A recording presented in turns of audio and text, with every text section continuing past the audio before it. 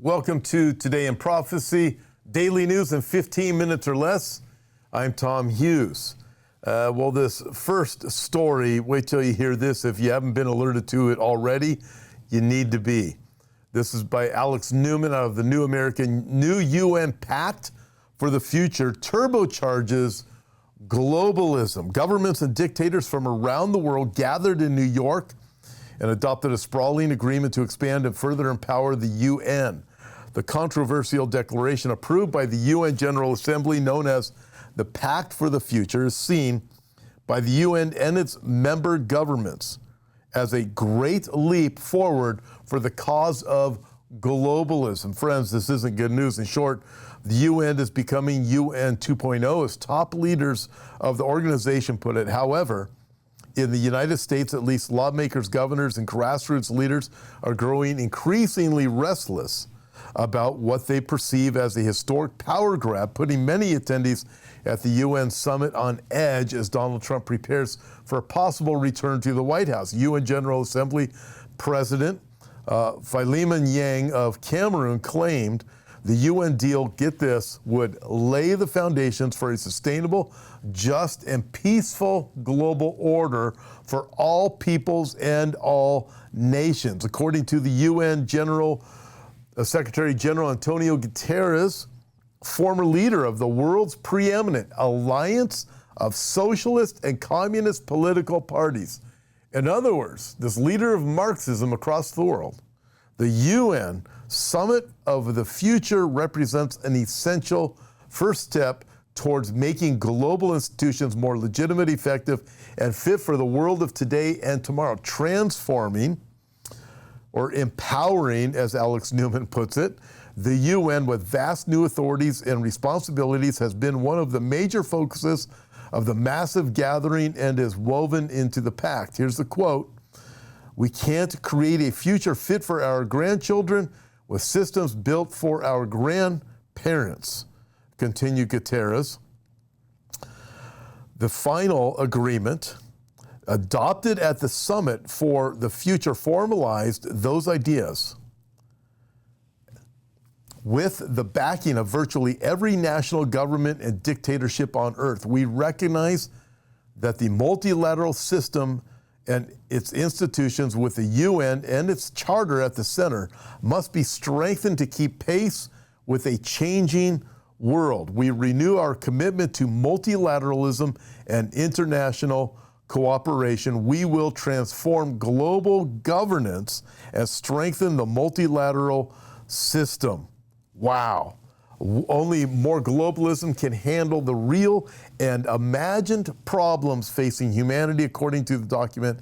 A recommitment to international cooperation based on respect for international law, the Pact says, is required with international cooperation like multilateralism. This is not an option, but a necessity, they say in their own document. This is absolutely amazing.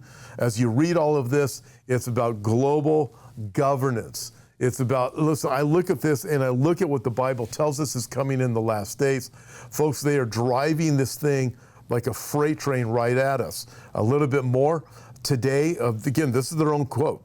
"Today, our multilateral system constructed in the aftermath of the Second World War is under unprecedented strain, but we are not complacent about the future of our international international order, and we know that it cannot stand still." And then it went on to talk about the International Criminal Court, which we see what they're trying to do to Israel. Unbelievable. Folks, listen to this. In the light of what the Bible says in Daniel chapter 7, as Daniel has the visions of the different beasts of former empires, he comes to the vision of the Roman Empire, that beast, and then what morphs into the kingdom of Antichrist, the 10-king system, the global system with Antichrist rising out of it. And this is what he says: "After this I saw in the night visions, and behold, a fourth beast, which was dreadful and terrible, exceedingly strong. It had huge iron teeth. It was devouring, breaking in pieces, and trampling the residue with its feet. It was different from all the beasts that were before it, and it had 10 horns. And I was watching, and then a little horn, an 11th horn came up. Listen, friends, you look at this, you can't make this up.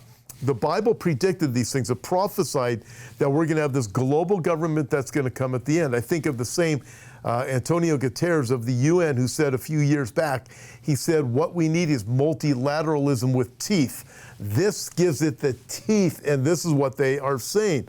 Unbelievable. And here it says, trampling in the residue with its feet, has huge iron teeth, this final beast.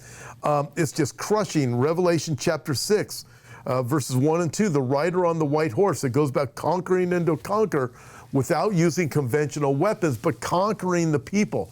It is a global crush that they are talking about. Here's the alarming thing. Kamala Harris will be the perfect person to make sure that the U.S. surrenders its sovereignty to the World Health Organization and the UN, because as you continue to read about this, that is what all of this is about. By the way, Alex Newman, who reported on this, he's going to be joining us in Temecula at the end of the World Conference, November 8, 9, 10. Now you can see another reason why we're calling it the end of the world. You look at this kind of stuff. You're thinking, this is what they're doing? Yeah, Alex, again, he's going to be speaking at the conference. I hope that you can join us because, friends, it is just wild to see these things happening. Okay, now let's not stop there. There's a lot more to it, and I'll be able to talk about this. I'll do some prophecy updates and so forth. Nevertheless, check this out. George Soros, what's he doing? I mean, you put this with what we just read with this. Check this out.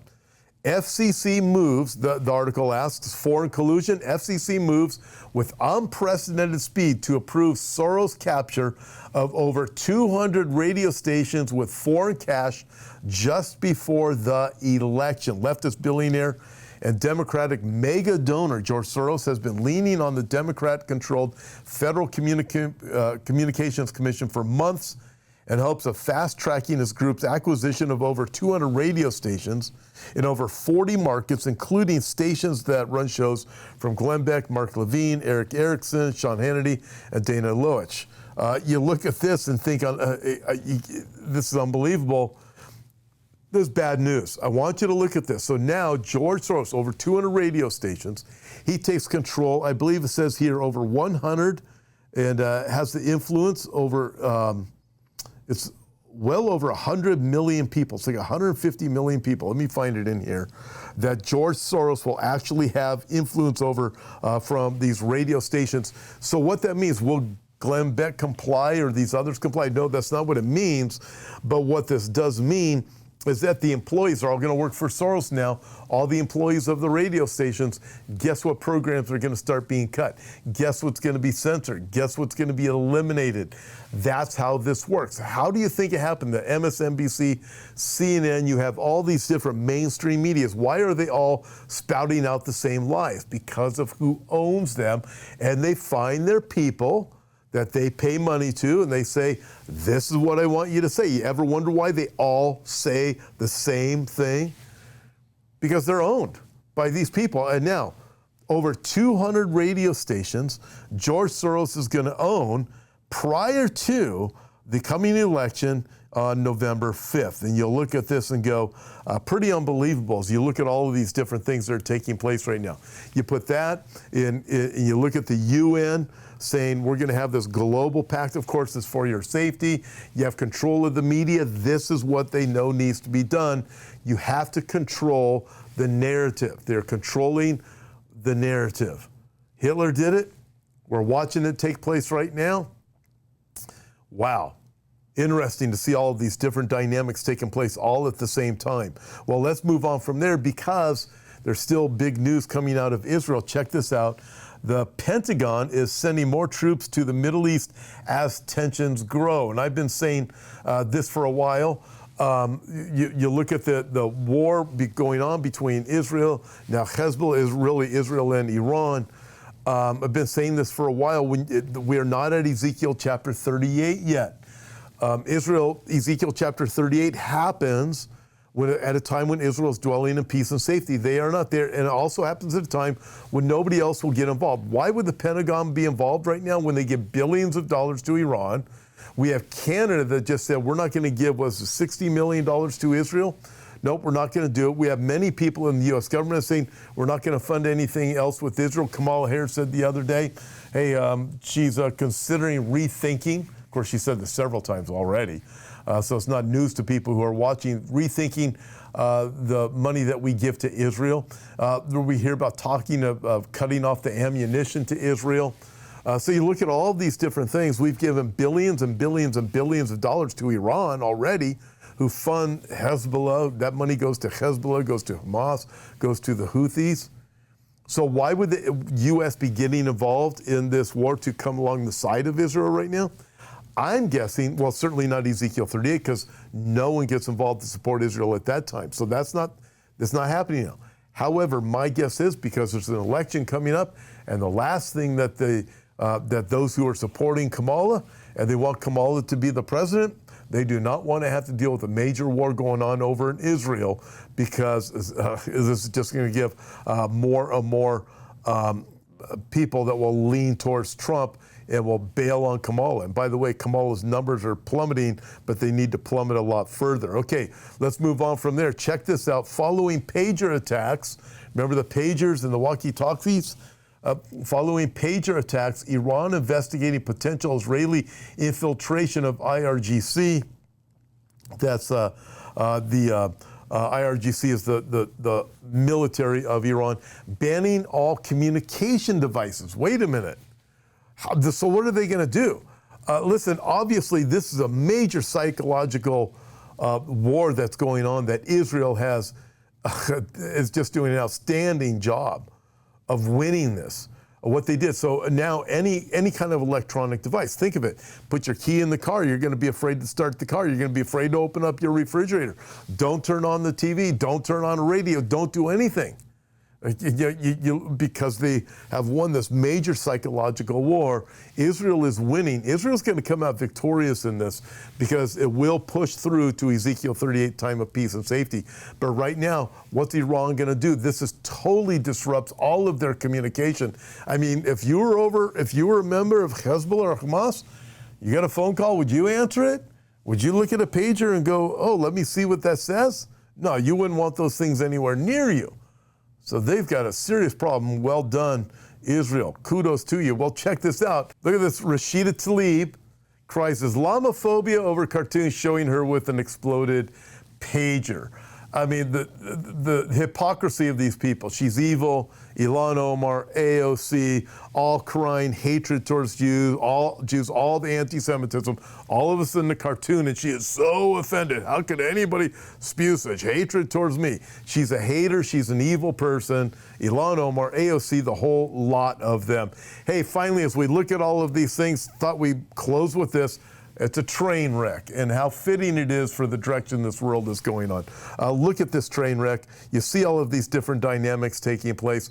This is in Ohio, this Whitewater, Ohio, chemicals everywhere. Listen, folks, I'm telling you, we need to, Jesus is our hope. He is our only hope. God bless you guys. I don't want to discourage you too much, but remember this, as we see everything that's coming together, it's a reminder, as these things begin to take place, look up and lift up your head because your redemption draws near.